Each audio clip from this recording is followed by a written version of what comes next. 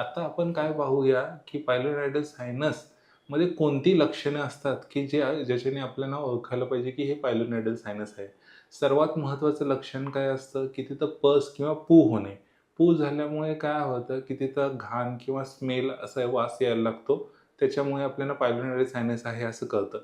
Second reason काय असतं, की तिथं त्या जागी पसमुळे काय होतं, इन्फेक्शन असतं आणि इन्फेक्शनमुळे काय होतं, की पेन म्हणजे दुखणे असतं. त्यामुळे दुखणे असल्यामुळे पण बऱ्याच वेळेला आपल्याला काय समजतं, की तिथं काहीतरी इन्फेक्शन आहे आणि त्याच्यामुळे आपल्याला कळतं, की तिथं पायलोनॅरियल सायनस होण्याची शक्यता आहे.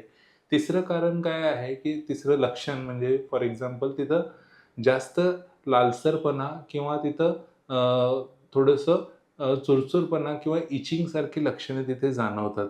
यामुळे पण पायलोनॅरियल सायनस आहे आपल्याला हे कळू शकतं. आणि याच्याच बरोबर ओलसरपणा किंवा डिस्चार्ज बऱ्याच वेळेला रिकरंट येत असतो. त्यामुळे पण आपल्याला पायलोनॅरियल सायनस आहे असं आपल्याला ओळखू शकतो. बट हे पायलोनॅरियल सायनस तुम्हाला प्रत्यक्षात स्वतःला ओळखता येणार नाहीये. ह्याच्यासाठी काही नैदानिक टेस्ट येतात. नैदानिक टेस्ट म्हणजे काय? एक फिजिकल एक्झामिनेशन वगैरे. त्या एक्झामिनेशनमध्ये कोणकोणते एक्झामिनेशन येतात, की जेणेकरून आपण कन्फर्म डायग्नोसिस करू शकतो, की तुम्हाला पायलोनॅरियल सायनस आहे की नाहीये. तर सगळ्यात महत्त्वाचं काय आहे, की सगळ्यात पहिलं एक्झामिनेशन आहे, की तुम्ही फिजिकल एक्झामिनेशन. तर फिजिकल एक्झामिनेशनसाठी तुम्हाला काय करायला पाहिजे, जवळच्या प्रोक्टोलॉजिस्ट किंवा पायल्स फिशर फिशूला तज्ञांकडे जाऊन तुम्हाला चेकअप करायला.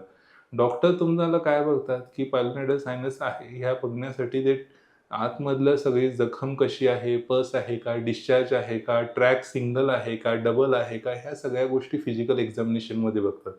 फिजिकल एक्झामिनेशनमध्ये बघितल्यानंतर मग आपल्याला कन्फर्म होतं, की पायलोनॅरियल सायनस आहे.